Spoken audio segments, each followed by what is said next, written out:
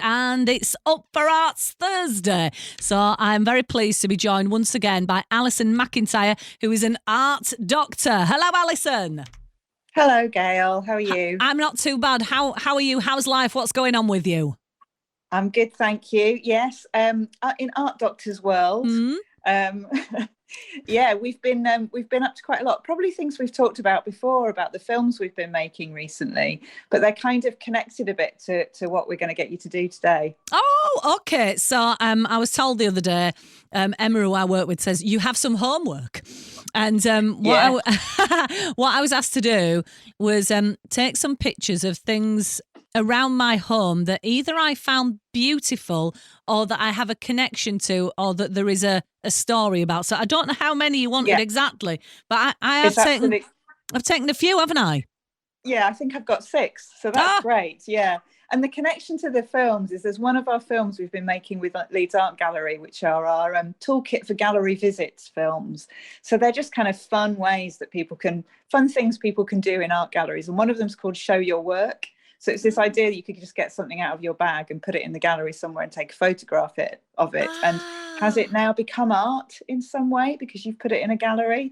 So it's kind of, they're all quite irreverent, fun, silly things to do that make us think a bit as well. Yeah, and do you know what? I mentioned a little bit earlier on that I was going to be doing this, and I just said if anybody else wants to show and tell, then they're very welcome. And I've had all sorts of pictures. I've had wooden sculptures. I've had the most recent one was I had a lamp in the shape of a dog with a conical shaped lampshade, so it looked like the dog was poorly with a collar on it, and it's brilliant. I've never seen one before, and that sounds amazing. Yeah, because you see stuff in people's homes, don't you, that isn't sort of like mass produced, and you think, where on earth have you got that? So I can see the intrigue. So what are we going to do? So what we're going to do is this idea, really, it kind of came from this idea of, have you heard of the artist Marcel Duchamp? I feel like that is a name that I think sounds familiar, but I'm not sure. Why would I know? He's a French artist. He has one very famous, he's famous for lots of things, but particularly for the urinal that he put into an art show with. Do you have a memory of that? So that does ring a bell, yes, yeah. Yeah. And it was part of this Readymades series, as it was called. And it's had lots of kind of influence on other artists like Tracy Emin when she made her famous bed. It's things that exist already in our world. And if you put them in an art gallery, what do they then become? What's the difference of that context? And how do we talk about them? And so it's this idea that the choice of the object itself is a creative act. So by going around your house and looking at things, you're already doing something creative by choosing those objects that you've chosen. So that's kind of where it comes from. And that by presenting it and maybe even giving it a title, we kind of give it a new meaning or give it a new thought or somehow present it to other people in a different way. I thought we would do from your 6 is pick one each, because it's probably all we've got time for. Probably. And describe it to the listeners, because obviously they can't see these pictures that you've taken, and talk about it a bit so you can sort of tell the story of it a bit, and then we'll maybe give each one a new title.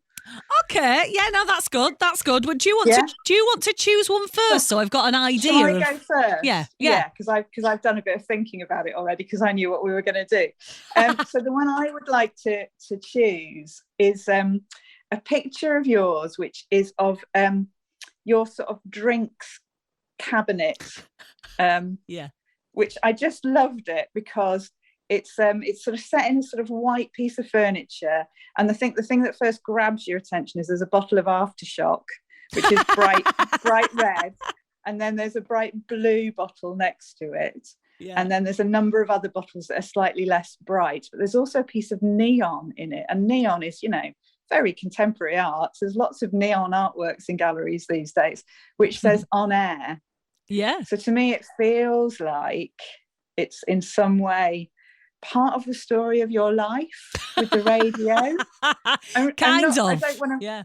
Do you want to tell us a little bit about why you chose that? I will do. I will do, because during lockdown we were all desperate to go out, and something that I genuinely missed was going to the pub, and so it started as my sort of idea of a little pop-up bar in my kitchen. So what you're actually looking at is it's the gap under my stairs that actually has a cupboard underneath it. So it's kind of it's a shelf space, really. It's a storage space, and the bit that you can't see is it actually has my computer printer in it. So it's not the most glamorous of bars at all.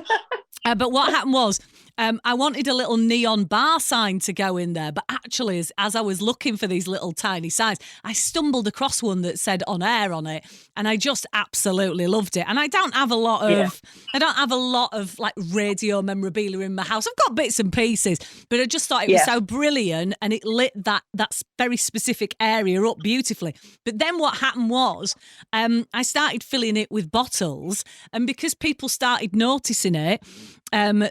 If ever I got a gift, like my dad does this, if ever I get a little gift, it'll be a little bottle of gin, and the bottles are really pretty, aren't they? So the blue bottle that you were looking at, the blue bottle is actually a really nice bottle of gin. The aftershock was the aftershock was a gift from a friend who we used to play online bingo with during lockdown, and they sent us it as a what do you call it?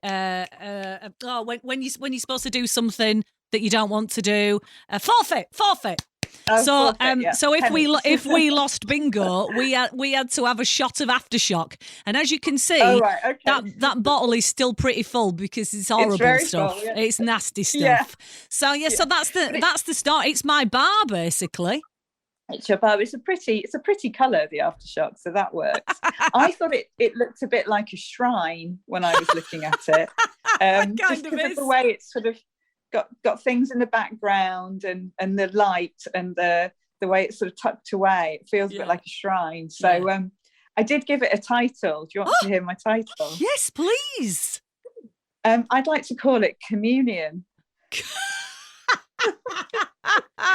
Which I actually looked up the meaning, the actual meaning of communion, because obviously it's got a bit of a religious sense, but it's actually the sharing or exchanging of intimate thoughts and feelings, especially on a mental or spiritual level. And I think it's partly because it feels a bit like a shrine, but also because you've got the on air there. It felt like it's what you do as well. It's that sharing of thoughts and feelings and with lots of other people. Amazing. And that maybe the alcohol is kind of representing that feeling of sharing ideas and sharing thoughts and sharing that contact with people as well. I love it. And if there was a name for my bar, my pub, I think The Communion works. The communion works very, very nicely. In fact, I might whittle something up. I might make something up and put a little sign over the top.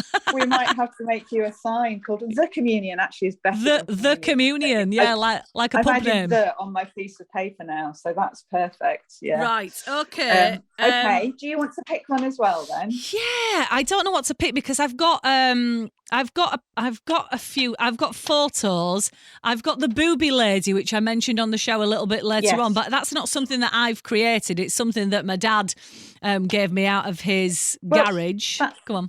That's okay. We can still talk about that if that's the one you want to talk about. The thing that looks the weirdest, I think, the fact that I have this on display is I have a big mouth Billy Bass. You may recall many moons ago, these were a popular thing where you pressed a button, or if you walked past it, it started singing "Take Me to the River," and its fishy face would come out at you. Now that is on display in my kitchen, and it still works. And does it? That was going to be one of my questions. Well, no, it does still work, and it has a plaque on it, and it says to my husband on the date of his birth, but in 2001, which is when I bought him it, and it says Bruff's #1 catch, and it was about him, and it was the first present that I bought him, and for some sentimental reason, we leave it out. And there it is in the kitchen. So in terms of it being art, I haven't created it. The only thing I've created on it is the plaque. But I suppose it does look weird. It looks somewhat out of place to almost have a toy displayed quite publicly. So I don't know what I would call that. It's a memory. It is sentimental. It has a story, I suppose, but I can't think what I would call it. it's got an emotional sort of significance to you, hasn't it, in a way? And it has also got, for those of us who were around at that time, it was just known everywhere, wasn't it, as a thing? Like everyone seemed to have one, or it was kind of like a meme before there were memes online, I suppose. Oh my gosh. Yeah, that is do you know what? That is exactly what it was. It was like a meme. When everybody talks about memes now, yeah, that's what it was at the time. Should we call it something meme, maybe? Yeah. Meme. I actually gave it a title of Popular Once, Who Knows Why? So hold on. Have you named all my pieces? Have you named all of them? No, I haven't. I've only named 3 actually. Oh, what's the other one? What's the other one? The other one was the Alice in Wonderland running wheel, which I think is a fascinating thing. Which I wanted to call it. I gave it some serious names, and then maybe cat hurling, because it talks in the middle about this wheel hurls one of the many Cheshire cats around the track and into Wonderland. And the idea of cat hurling, I just love those words together. Do you know why I like it? I like it because it's from a ride at Blackpool Pleasure Beach. So it's a running wheel off the ride, which is it's a Cheshire cat. And there are numbers of them. There are quite a few of them. And some of them have the Mad Hatter in the back as well. And I like cat hurling because I could similarly call it hat curling. It works as a beautiful spoonerism, Alison, don't you think?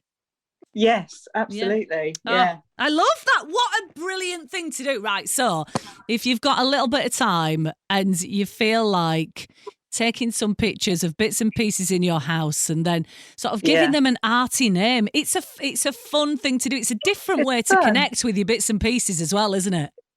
Yeah. And it's also that idea for us about consciously looking for things, because there's creativity and art all around us, and sometimes it just passes us by because we're used to seeing it all the time.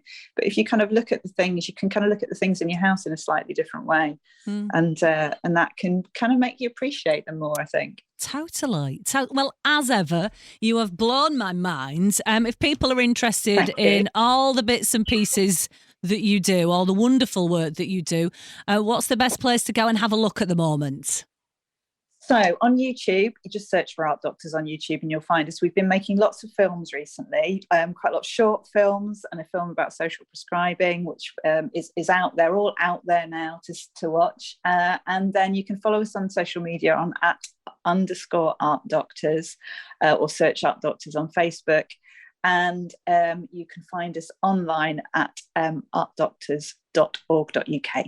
Lovely. Well, from the Art Doctors, Alison Mcintyre, thank you so much. How's Liz, by the way? I didn't ask. She all right? She's good. She lost her voice last week, so that was quite funny. But yes, she's good, thanks. Yeah. Yeah, she wanted to name your torso, the one where you've got the torso, she wanted to name it, Where Have My Legs Gone? Oh, no, we just, honestly, she already has a name. We literally call her the booby lady. That's how she is known. That's how she is known. Yeah. Well, lovely. If I don't speak to you before, have a wonderful festive period. Alison Mcintyre, you take care. Thank you. Bye, bye, bye.